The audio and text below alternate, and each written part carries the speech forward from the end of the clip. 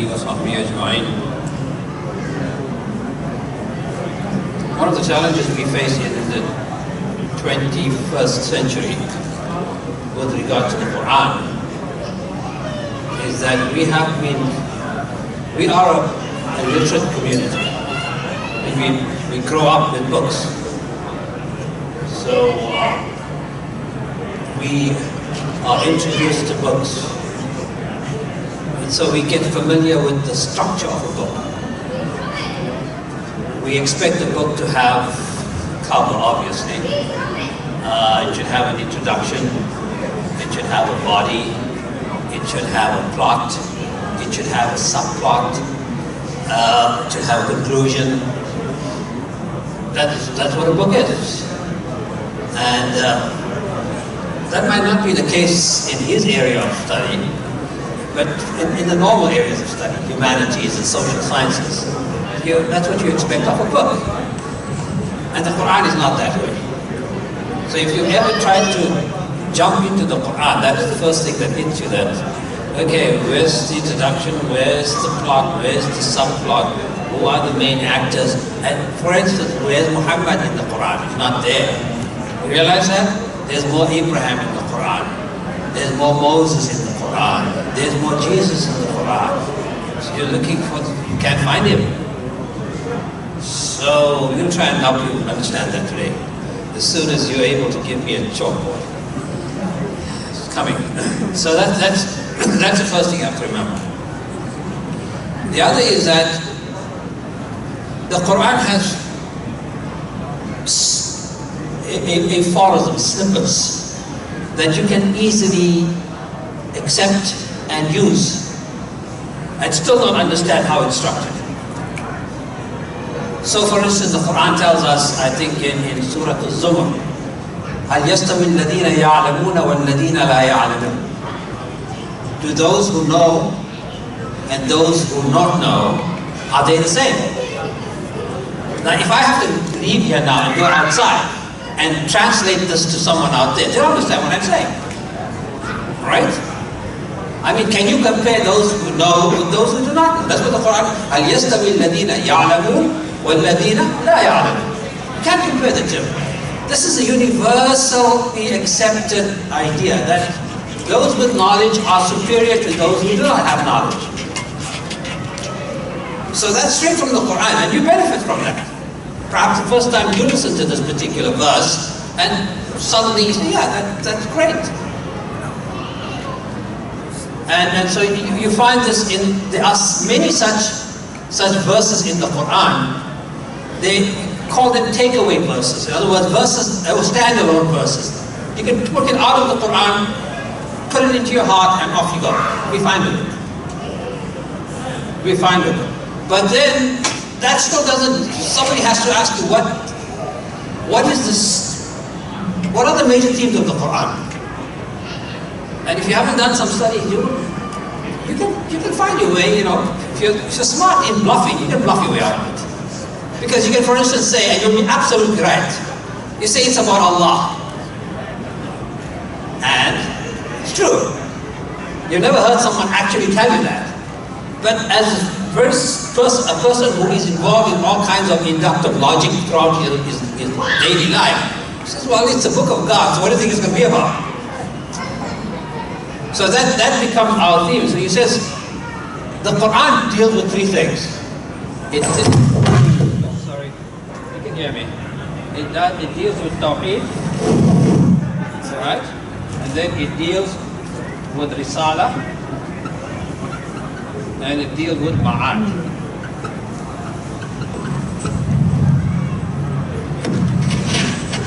And if you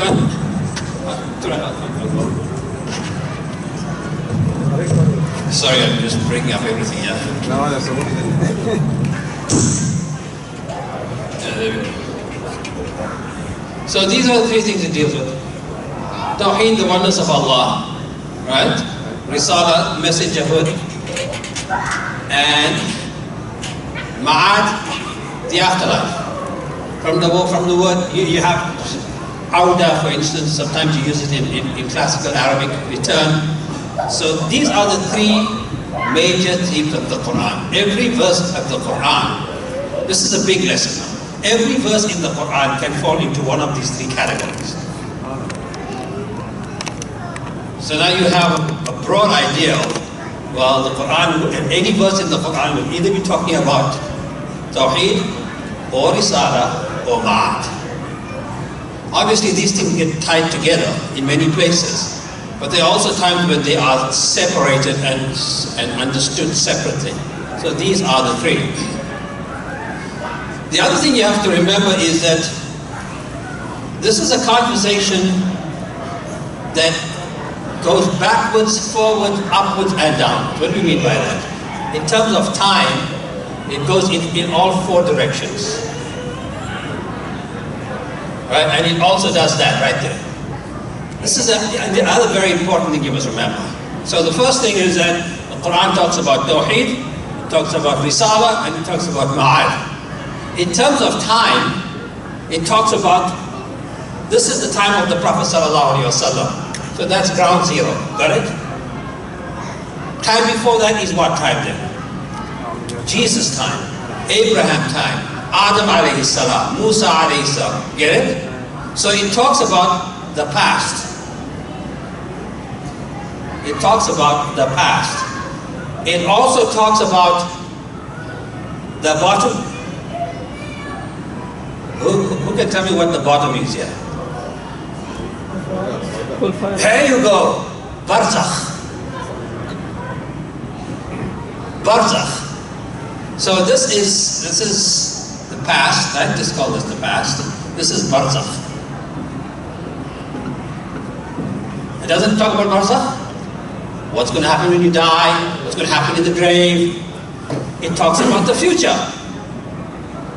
Alif Lam Mim Ghulibat al-Rum fi adna al-ard. It prophesies that this is what's going to happen in terms of actual events, that this is what's going to happen. And then it talks about Allah. It talks about Allah. And when more than Allah, it talks about the other world, the cosmos. And it starts off with creation. So when Allah speaks about khalq, He talks about the point of contact. Because with the three-letter word that is khalaqa, from where you get the word khaliq, that word, that khalq, that word itself, it connects us to the other world. You see the point now? Because the act of khalq meant that Allah had to create, and when He created, He also separated. He creates, then He separates. Then you become what? He still remains khaliq, and you become makhluq. So that is a point of separation. The Quran speaks about that. So every verse in the Quran, what I'm doing is giving you an overview. I've been teaching this for so long, and you realize that, you know, if you get into a particular surah, people enjoy it. But if you ask them, well, what is the overall structure, they're fumbling. And even scholars have a problem with it. So you are looking at that right now. The past, talking about people like Ibrahim alayhi salam, Dawood alayhi salam, Sulaiman alayhi salam. The future, about what can happen in the future to communities and what can happen to us as individuals. It takes the past and brings it to the present, and that's the point we miss. When it's talking about the Jews, it's not giving you a history lesson. It's giving you a moral lesson. It's not there to condemn the Jew. What we've done is we have reduced all the phrases and verses that speak about Jewish iniquity or Christian iniquity, and we say, well, you see, that's why they are destined for hell. Actually, it's talking to us, not even talking to them. To do what? Not to repeat the past. Not to repeat the past. Rarely would you get that kind of lesson coming from us. It's more a condemnation of the past than it is a source of moral direction and directive for the future.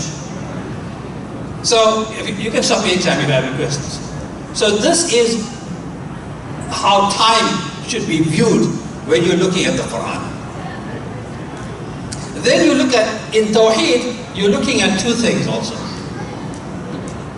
In Tawheed you have Allah in the celestial world and Allah in the territorial world. This is a very important understanding. Most people don't have a problem in believing in a celestial God. Celestial meaning, يعني ilah samawi, as opposed to ilah ardi. You see, when you're talking about ilah in the sama, you're only talking about his magnificence, his greatness, his creativity, his loftiness, his majesty. You're not talking about, firstly, what impact that has on you, what the consequence of that is, and what the obligation is. There's no talk of obligation and duty when you're talking about the Allah of the heavens and the earth. Sorry, when you're talking about Allah of the heavens. But when you talk about the Allah of the earth, that's a demanding Allah who wants you to pray 5 times a day. He wants you to fast in Ramadan. So when you look at in the modern world, they are obviously atheists. Then they're agnostics. Now you have an emerging category of people who are believers in a celestial God, an Allah who is out there, but who does what? Poses no obligations on me. I can do what I want to, I can live how I want to. That's a celestial Allah. A territorial is one who is demanding, who pokes you all the time. It's time to get up for Fajr. It's time to pay your zakat. So from the word terra, meaning earth, the Quran does both. What it does is, because He is Rabbul Samawat, therefore He is also Rabbul Ard. Because He is Khaliq, therefore He can demand from you. Because He gives, therefore you're obligated to Him. That is the connection between you and Allah that is played out in the Quran all over. There's a great philosopher in the world today. His name is Yuval Harari. Brilliant guy. And he makes this point very, very well. To start off, he's homosexual. So that tells you immediately that for him, all of the rules that apply and he's Jewish, to the Bible's sexual laws don't apply to him. What kind of God does he believe in? A celestial God. He believes in a law that is up there, away from me, not bothering me, no obligations on me. I can do whatever I want to. It's important to understand that even in the light of our conversation earlier on today, because Islam is all about the celestial and the territorial coming together. That because He is Khaliq, therefore He can demand from Makhluk. Because He is Raziq, therefore He can demand from His Abd. Because He is Rahman, therefore, so you see that there's this combination of the two that is also important to remember. And then you have, in the Quran, the points of convergence and points of divergence. In Islam and outside of Islam. Where the entire world will converge on an idea. Until the Industrial Revolution and the Enlightenment, all people believed in a God. Everyone believed in a God. The idea that there's a world without a God was just absurd. And then you had this transformation that takes place in Europe, and suddenly people say, maybe there's no God. That point is known as the Enlightenment. So it's called the Enlightenment, see? Human beings became enlightened. For a believer, that's not a point of enlightenment. It's a point of darkness. So that point of enlightenment is where the idea of the non-existence of God suddenly takes hold. So if you were at this point here before enlightenment, and you speak, does God exist? Everybody will agree. Muslim, Christian, Hindu, Buddhist, Jew, everyone will agree. That is when we converge. Everyone agrees. And the Quran, I'm telling you this thing because the Quran actually presents itself like that.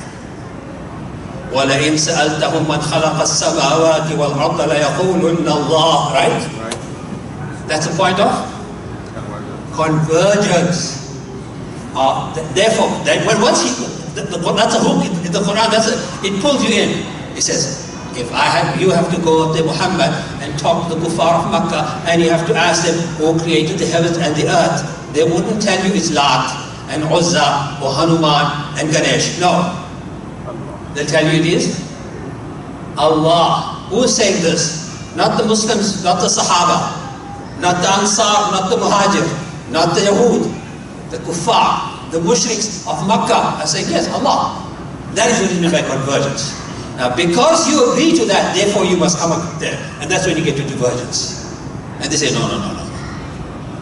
So that's a manner in which it talks all the time. It does it all the time. And tell you, we agree on this. It does it very beautifully when it talks to the people of the Kitab.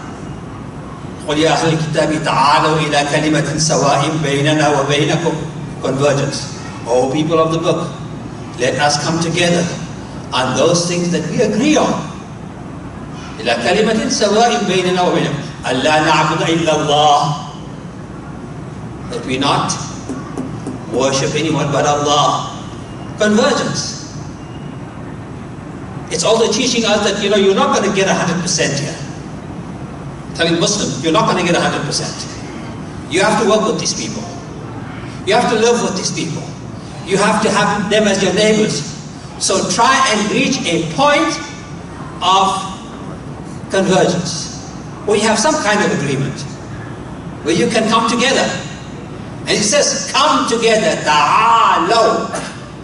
Come together on what?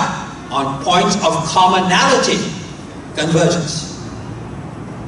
So that is a very important tool that the Quran uses. You won't find it in a particular verse. Not one of these things you'll find put out there. There are verses that speak about Tawheed and Risala and Ma'ad. But for the most part, you have to take an overall view of the Quran and say, this is what he's saying. And then we come to the more tricky one where you have divergence within Islam. Divergence within Islam. So we all agree on certain things, but we disagree on some things. We agree on certain things as Muslims, and we disagree from the same Quran. So Allah subhanahu wa ta'ala, you've learned your Tawheed, right? It says Iman Mujmal and Iman Mufassal. Remember that? Amantu billahi wa malaikatihi wa kutubihi. And then at the end you say, wal qadri khayrihi wa sharrihi min Allah. There was a big group of people in early Islam who didn't believe like that. It says, al-khayru min Allah wa sharru min ibadillah. It says, good comes from Allah, evil comes from yourself. It says, and the Quran says so. Point of divergence. Same Quran they're going to use, you're going to have a different one. So let's take a surah that you're very familiar with. قُلْ أَعُوذُ بِرَبِّ النَّاسِ مَلِكِ النَّاسِ إِلَهِ النَّاسِ. What comes after that? من شر الوسواس الخناس. No. قُلْ أَعُوذُ بِرَبِّ الْفَلَقِ من شر ما خلق. من شر ما خلق. فهمت كيف؟ من شر ما خلق. So instead of reading like we do, we read one kasra or a zair. One zair under the word, under the ra of shar, right? Min sharri ma khalaq. They don't read like that. They read min sharrin with a double kasra. Ma khalaq meaning, no, he didn't create it.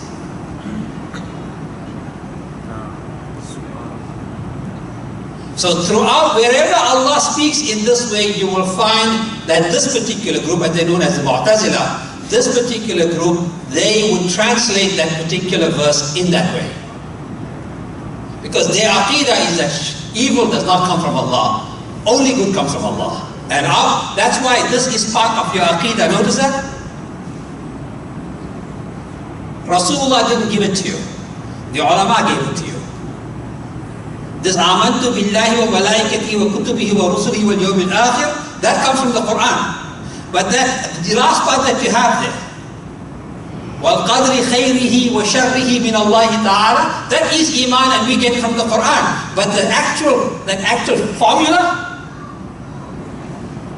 that the ulama gave. In order to distinguish what you came to be, what is the name that we have for ourselves? Ahlus Sunnah wal Jama'ah, right? So we gave ourselves that name and they call themselves Mu'tazila. So within this whole Quran, I gave you one group. There are many groups, each one having its own argument. Now you know, on the one hand you would take your hat off, grab your hair and shake it and say, God, what's wrong with our people? Where's the unity? And you're right, you know, Muslims should all be united. They should all be united. Or you could say, well, Muslims are not automatons, they're not machines. You know, they don't come out of a factory. They have differences of opinion. So, this is the diversity. Throughout our history, we've been having these issues. So like that, I could give you multiple examples of how the Shia use the Quran in this way, how the Brailwis use the Quran in a particular. All of them have. It's your first point of argument, right? Because if you want to make an argument, your first point would be, what's written in the Quran? Quran power. What's in the Quran? And if you can win that argument with the Quran, you won the day. See? So that is an overview of what the Quran is about, how it's structured, how it presents its arguments, and what are the things it's looking at. So to summarize, all of the Quran is either Tawheed, Risala, or Ma'ad. Here you will notice that everybody accepts the principle of Risala. When I say everyone, I mean Christians, Muslims, and Jews. They all accept that God communicates with human beings. But with the Jews, he starts with Moses. They don't accept Jesus. With Christians, he starts with Jesus. They don't accept. And with us, we stop at the Prophet ﷺ. We don't accept who? Ghulam Ahmad Qadiani, for instance. That's exactly the argument they make. If you listen to Qadiani argument, that's exactly the argument they make. So here you see that we agree on Risala and we agree on Ma'ad. Some of the differences we have in Ma'ad is about this point here, Barzakh. Is there such a thing as Barzakh? And one group says no. You're hanging out there like in limbo until the day of Qiyamah. The other group says no, there is. So when you're looking at the world of Islam, understand that a lot of these arguments, they revolve around the Quran, and each one has used it in his own way. It's not fair on any group, whether you are Ahlus Sunnah or Mu'tazila, to make your point of departure that they were all driven by bad intentions. You don't know that. They're misguided according to my belief. But that every one of them was driven by a bad intention. I think that's an unfairness on our part, but we do it. In terms of time, the past, future, upwards and downwards, then convergence and divergence. Any questions? No, mashallah, this is lovely. Everyone understood what I said. Can you explain more about Ma'ad, the last part? Ma'ad is the afterlife. The point Ma'ad begins when your eyes close. Death. For you, for me. That's how Ma'ad begins. Right? And then you go into the grave. So basically the Barzakh. The what? Then yes, Ma'ad is about Barzakh for you. But it's also about the afterworld. Beyond the earth, the moon, the heavens, Malaika, Jinn, Jannah, Jahannam. It's all in the Quran, is it not? It's all ma'at. That's all ma'at. There's a ma'at for you, there's a ma'at for us, and there's a ma'at for creation itself. So a ma'at for you is when you die or when I die. Ma'at for us when we die as human beings. And then there's a ma'at for all of creation, and that is the day of Qiyamah. On the day of Qiyamah, everything that is material becomes non-material. That's what Qiyamah is. That which is material becomes non-material. Material meaning connected to this earth. Material not meaning the touch and the feel. This is the world we live in. Mercury is a few million miles away, but it's still in the world in which we find ourselves. And all of the constellations out there, they are very far away from us, but it's still part of our world.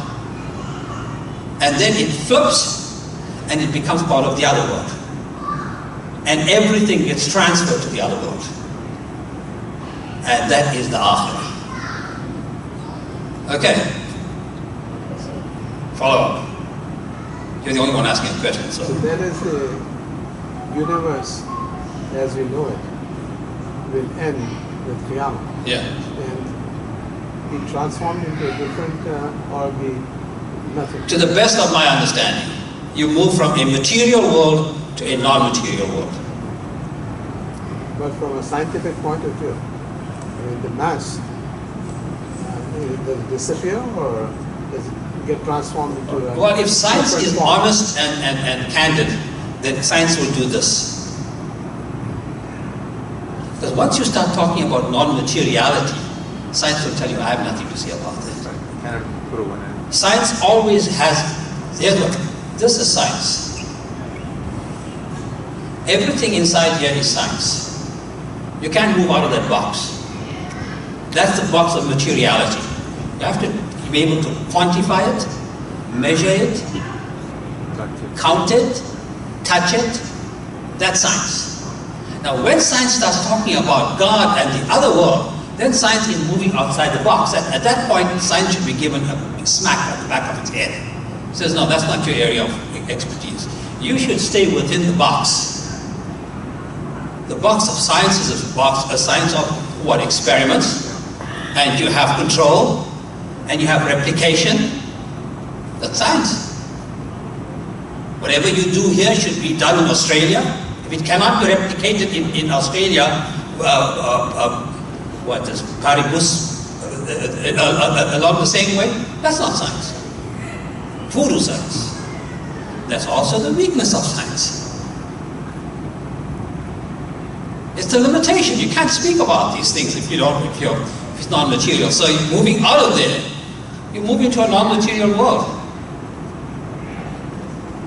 And then he says, Allah will come, وَجَاءَ رَبُّكَ وَالْمَلَائِكَةُ صَفًّا صَفًّا وَجَاءَ رَبُّكَ وَالْمَلَائِكَةُ صَفًّا, and Allah and all the angels will be coming.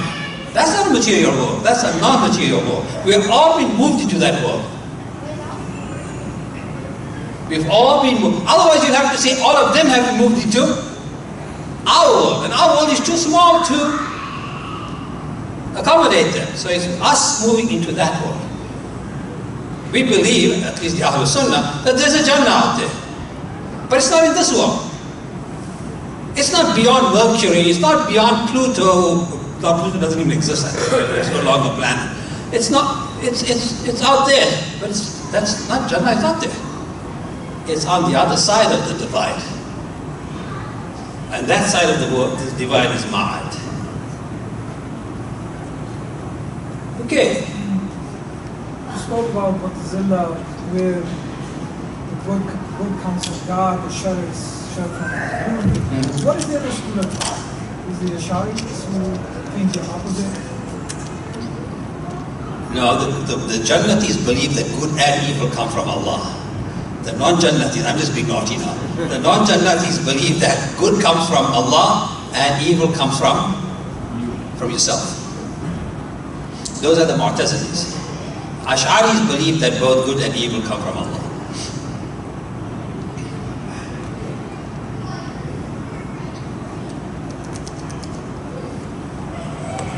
you said the other side.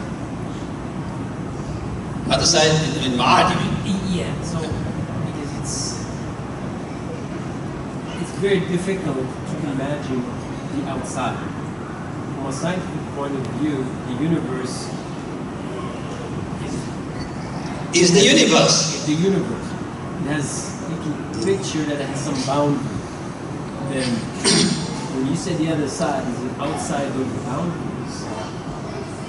Or is it, how do you define it? Well, here's the problem. See this box that I put there? That box is very important. Because science cannot imagine a world, no matter how big it is. No matter how big it is. No matter how many trillion light years vast it is. It still cannot imagine a world without boundaries. Must have boundaries. And the simple question a non-scientific person would ask is what?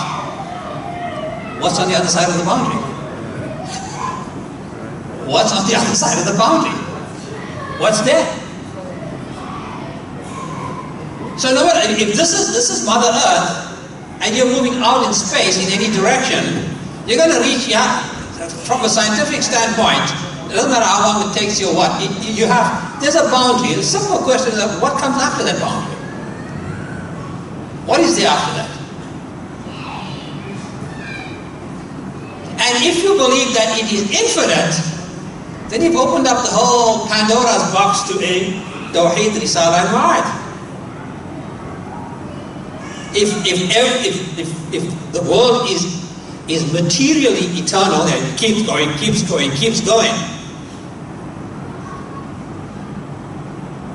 so the more comfortable way of understanding is that you do have a divider, and the divider is the point of Ma'ad. Allahu a'lam bis-sawab. Not about this topic. Going back to your football is Yeah. can you give us some suggestions about how to avoid assimilation? Yeah, you're gonna need a lot more than a few suggestions. And get into effective. You're gonna need a lot more than a few suggestions. What you need is a few years of hard work. That's how big a challenge it is. It's a very big challenge. So inshallah, if I'm not asked to leave by next Friday, then I'm still around and we can continue with the conversation. But don't underestimate the task. It's a massive task. So I can't give you any pointers right now. Ultimately it's gonna. You need institutions. You need a whole.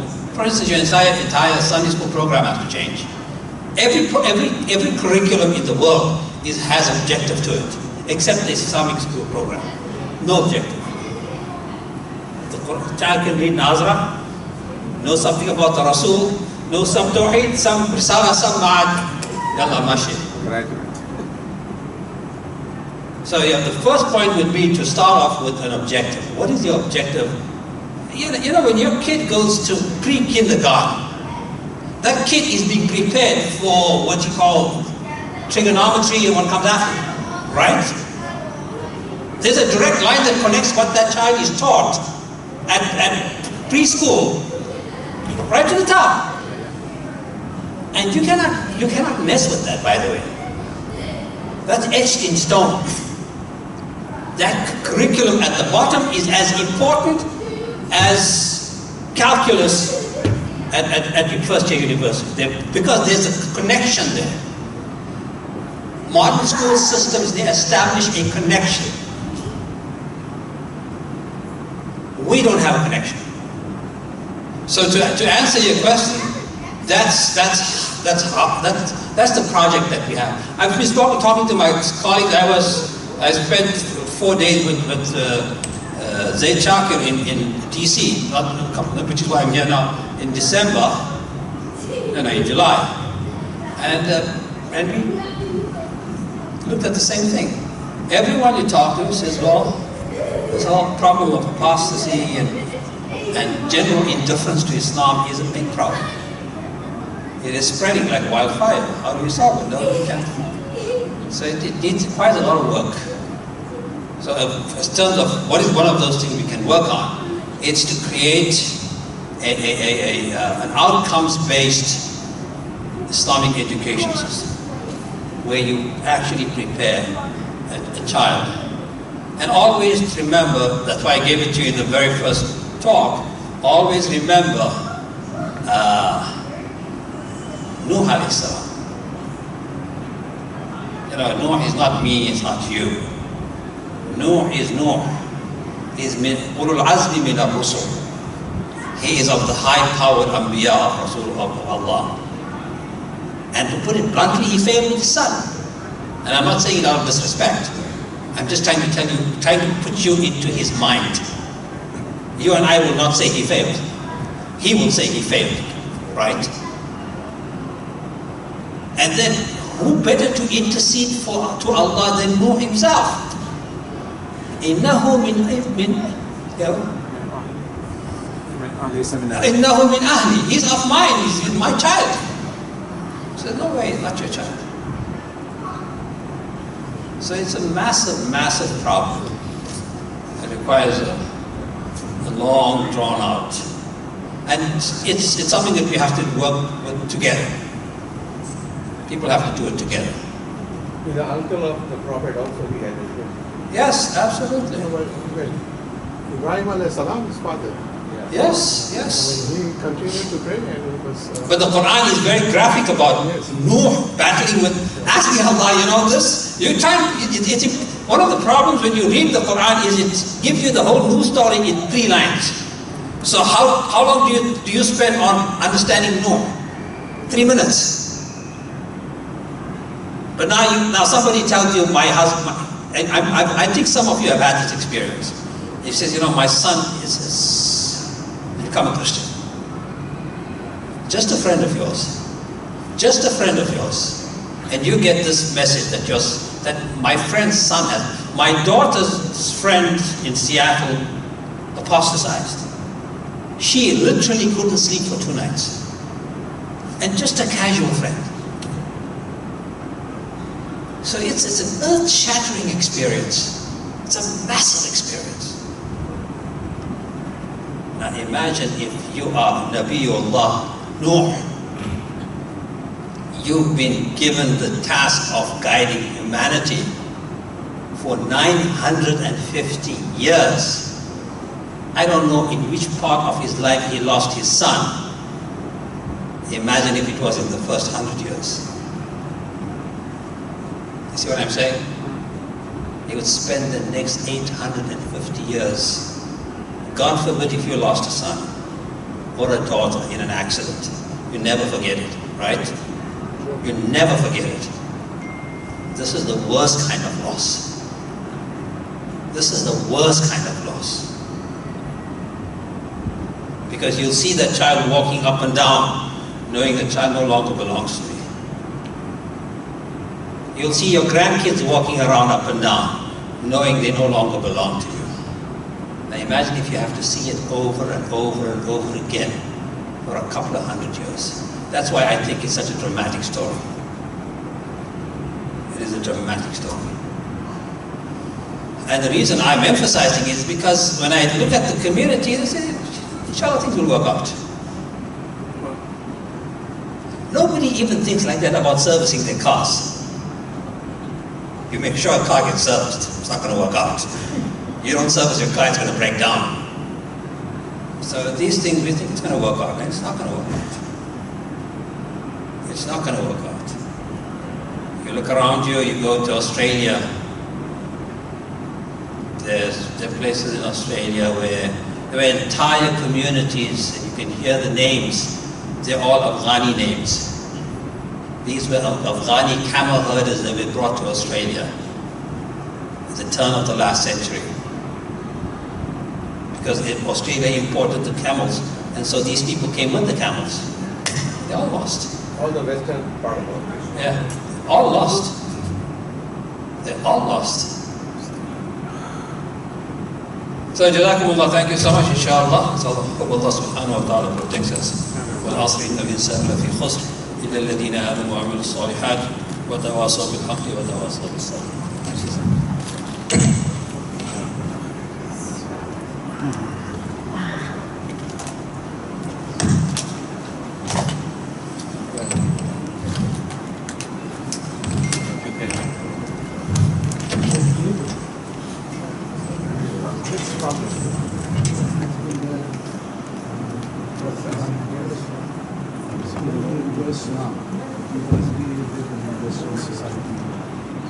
No, no, no, no problem with it.